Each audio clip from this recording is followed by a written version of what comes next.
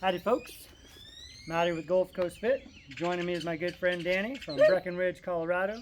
Today she's going to help me demonstrate a strategy to help you with your pull-up performance. So whether you've got a few pull-ups in the bag already, or whether you're trying to get your first pull-up, or whether you're a little more advanced and maybe you even hit some weighted pull-ups, bringing it back to the basics, practicing these calisthenic body weight, body strength types of exercises to help hone in on your mind-muscle connection, engage the right muscles, your scaps, your lats, your posterior deltoids, and your core. Remember, pull-ups are a core exercise as well. This is good stuff to revisit, relearn, or try for the first time. So we're going to run through 3 different pull-up variations or pull-up assistance exercises. The first one, Dani's first going to preface this series by trying to get her own pull-up in, and then I'm going to give her a little bit of manual assistance. So the first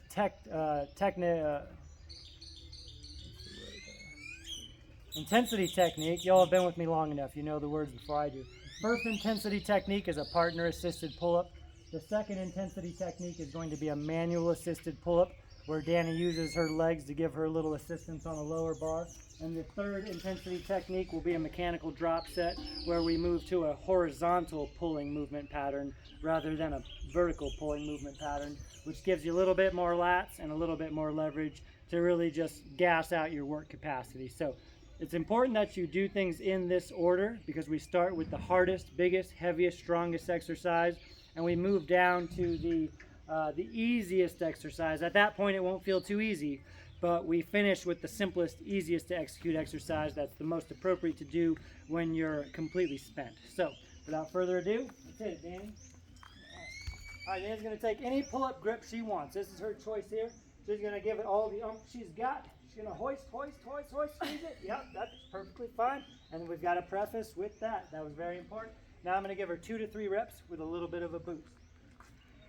We're going all the way up. I'm making sure she's going the distance. All the way down. Keep your feet off the ground. Don't touch. Yep. Coming back up, back up, back up. Yep. Coming back down. We got one more. Here we go. Here we go. Here we go. And we're going all the way down. We make sure we get the full range of motion. All right, great. Take some recovery breaths for a second. Woo! Now, important to note that if you don't have a partner or a trainer with you, you can use some bands, and you can do band-assisted pull-ups to give you that extra leverage. So we're going to go into the manual assisted pull-ups. The trick here, the key here, is that Dani's using her legs, but only as much as she needs to.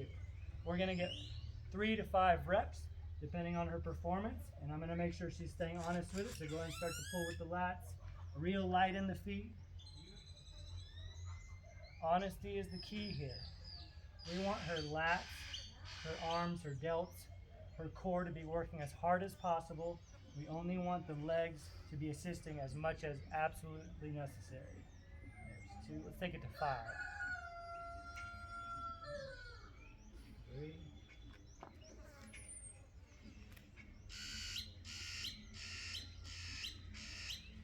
4. I'm gonna pick on Dani on this last rep. We're gonna come up and hold it to the top for a big paused rep. And what she's gonna do, hold it here, lift your feet off the ground and lower yourself down. Yeah. Full body weight, descent there, full body weight, eccentric.